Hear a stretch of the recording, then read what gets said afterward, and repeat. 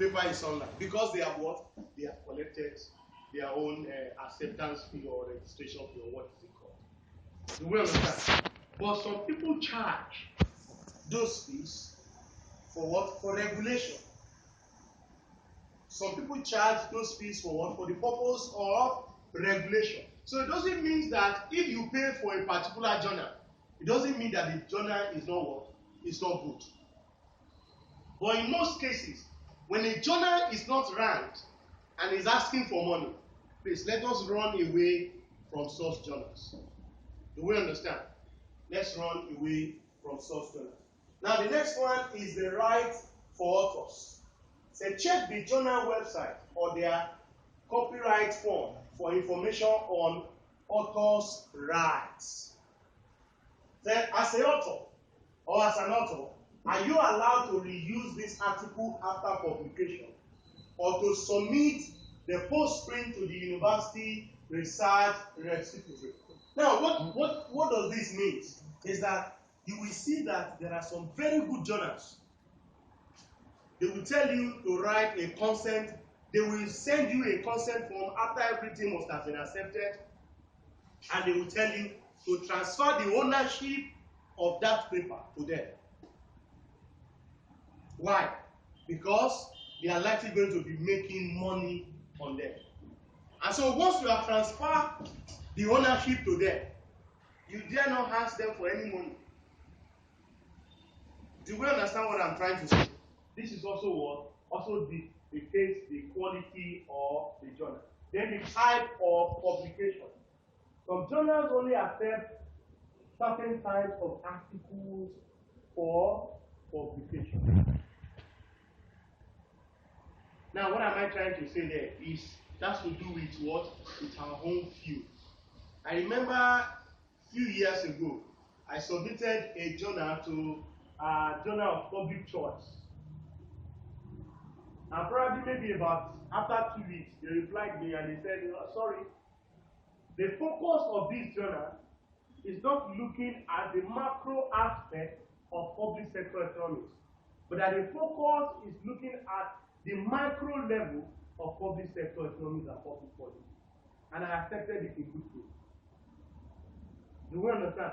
So in essence, what we are trying to say is that they have a focus. They have where they are going. Okay? That is also to know the quality of a particular journal. If you remember, if a journal is Journal of Social, Journal of Art, Social and Management Sciences, that is not really a good journal. So the implication is that somebody that is in Yoruba, somebody that is in Islamic studies, somebody that is in humanities, okay, somebody that is in education can what? Can submit to those journals. And the implication you look at is that what is the quality of the review? Who are in the editorial board? Very important. These are some of the things that will make us to know whether the journal is of good quality or not. Now, just to cap this off, the qualities of good academic writing. So below is a list of good qualities of academic writing that you might like to consider. The discussion is open with a rhetorical device. This could be a semi-contentious or controversial statement. A few days ago, I read a paper and I was not happy. And at the beginning, the first paragraph of that paper was nothing but to be abusing people. And the paper is on corporate governance. And at the end of the day, when I was trying to read the next paragraph, he was now laying emphasis to some of the things that he has written in the first word, in the first paragraph. And what is he trying to say? He's saying that there are some people that they sit down somewhere, they come to the board, and they do not have what? They do not have any stake. That one way or the other, they get the money to get into the board. And once they get into the board, the only thing they do is to share the money. And you look at it very well. the issue of corporate governance is a big problem in Nigeria. Corporate governance, as an area in accounting or in finance, if not for the liquidation of so many banks in Nigeria, the issue of corporate governance will not be what? Will not be a thing that is receiving attention in the academic literature now. It's receiving serious attention.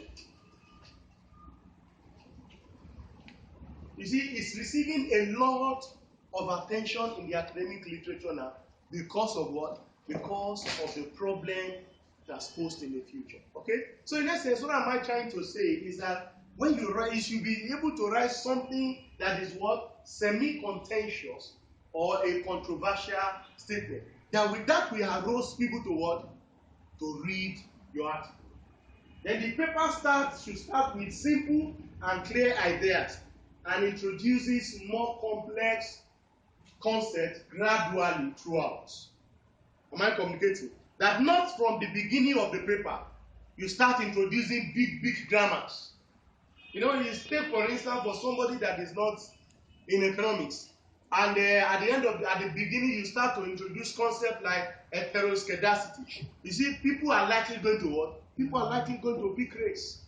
And you begin to say Osman test, you begin to say homoscedasticity, linearity assumptions. People are likely going to say, no, this paper is not what? It's not meant for us. And that is why you see quality journals, you see them starting from the scratch. And when they start from the scratch, begin to introduce the complex ideas little by little. Okay? And at the end of the day, people will be interested to read because there is a flow. Okay? The specialist language is used appropriately and not in any way that will intimidate readers. That is how you know a very good paper. The paper is worth reading and even citing. Hey, you see, if you are in academics, your paper is online, people are not making reference to your paper, it's a bad paper. And that is why if you see, if you Google paper written by Granger, the numbers of people that have cited Granger in the world should be running to millions. And what did he do? He's just saying that one variable should precede the other variable, and that is going to what? Is going to cause one another.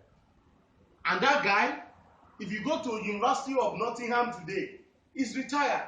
His office is a sacred office. He's there. Nobody is entering that office. Because of what? Because of what he has done. So in essence, what I'm trying to say is that when you have a paper, it must be cited.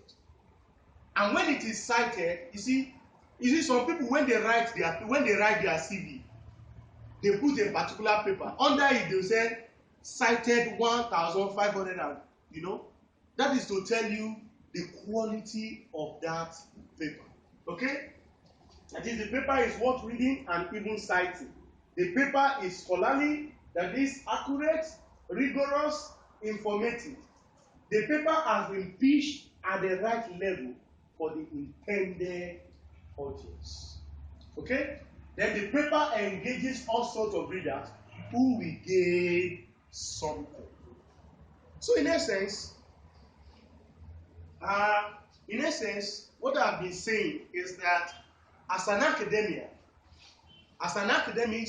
that we should try as much as possible that our interest should be quality and not after quantity. And how we can recognize a quality journal. These are some of the things that we have looked at this month. But I also want to stress that despite the fact that we are stressing for quality, don't also forget that quantity also matters. Okay? But the quantity that we are talking about, it should be quantity that have good quality. Thank you very much.